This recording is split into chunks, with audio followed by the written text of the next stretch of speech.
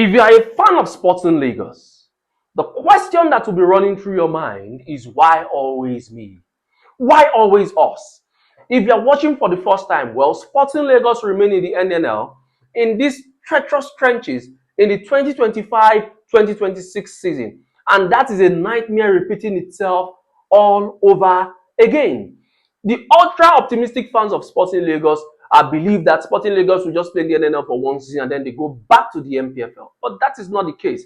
For those who know about Sporting Lagos, definitely you must have heard of Sporting Lagos during their NPFL campaign.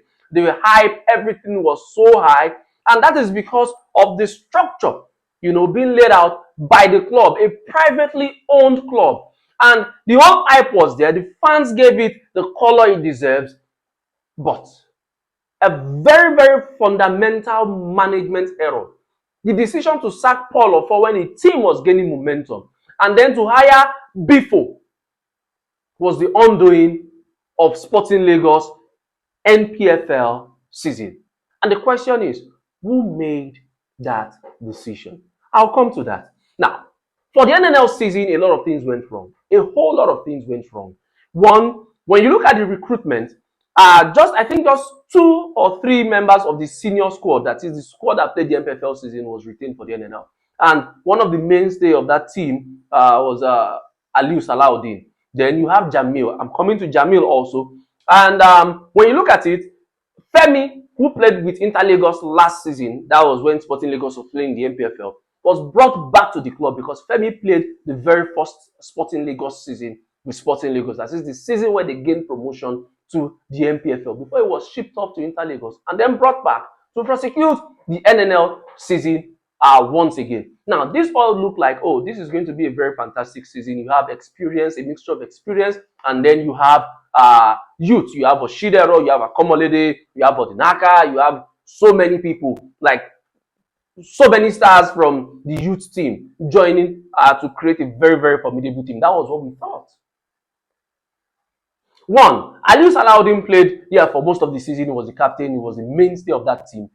Femi, who came from Inter Lagos, was relegated to the bench, I think, after playing how many games? I guess he played about 12 games, if I'm not mistaken. Some he started, I think some maybe he came in or something like that. Yeah. The partnership between Aliu Salahuddin and Femi did not last long.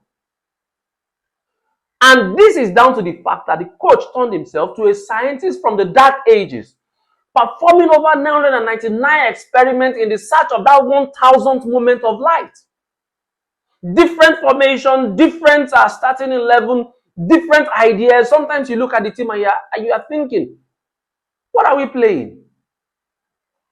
What is the instruction?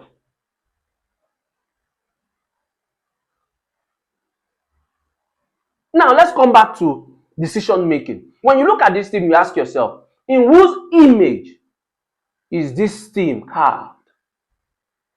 I'm not just talking about the coach. I am talking about from the perspective of the management.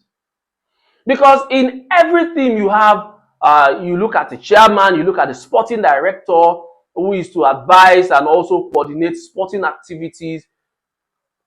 And for somebody to be in that role, you need somebody who has a very deep understanding of the Nigerian football terrain, because the Nigerian football terrain is like the Nigerian political terrain. It's a very, very treacherous one. Corruption, dark arts. I'm not talking about juju. I'm talking about dark arts from opposing team. A whole lot. Look at what happened in Ogun State between Sporting Lagos and Gateway. Fans got to the stadium and then you saw teams, the opposing team telling fans not to bring their phone in, intimidating them, sending them to a stand that is infested with rats and even snakes. So you ask yourself, who is that person saddled with the responsibility of guiding this team? I'm not talking about tactically, but strategically. You know how corrupt the referees are. You know what you need to do. Leave those who understand the football terrain to guide the team. I'm not saying Godwin Enagena does not have, I'm not saying he didn't have total control of the team, and I'm not saying he had it. Only Godwin can come out to say, yes, I did, or I didn't. But all I am saying is when you look at MFM at the peak of their power, you see a classic Godwin Enagena's team. When you look at Sporting Lagos, can you see Godwin's imprint on that team?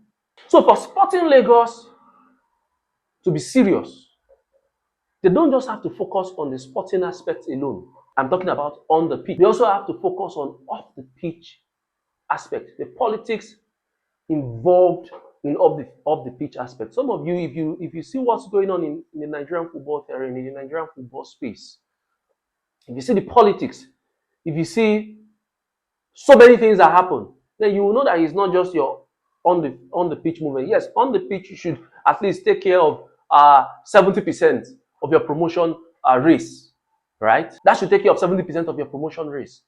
Win all your games at home if possible. Go away, fight like bandits, pick up some points, then you should be safe. Now let's come to on the pitch. Sporting Lagos made so many blunders. When we started the season, I think the first two games or first three, they won. There was one against Solution. There was one, I think I can't remember now. There was one where they won 4-0. There was one 2-0, right? But then, first bank at home, you lost. Osun United came to Lagos and they got a draw. Kun Khalifa came to Lagos and they got a draw. These are the people that will eventually get promoted. These are the people that will eventually make it to the playoff. Kun Khalifa has made it to the playoff already. Osun United is waiting for this weekend to settle their playoff matters. And it's very likely because they are playing at home, it's very likely that they are going to make it to the playoff. So if you cannot get a result against those you consider to be your competition, how do you intend to make it to the playoff? You have to be able to get points against the weaker teams, either home or away. Then you have to be able to fight the stronger teams to also fight for points. Well, I think I'll leave my rantings for today. We'll continue a very, very tactical breakdown of how Sporting Lagos season went. This is just like an opening. This is just like the initial rant into the main rant, right? We'll see you in the next video.